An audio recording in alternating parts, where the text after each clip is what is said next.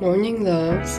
Today I want to try out my new blender, so I'm gonna make some ice cream, which is like smoothie bowl ice cream. For this I'll be using my frozen bananas, frozen mangoes, some milk, like organic milk, and edible flowers for the decoration, blue matcha for the color, and some coconut chips on top.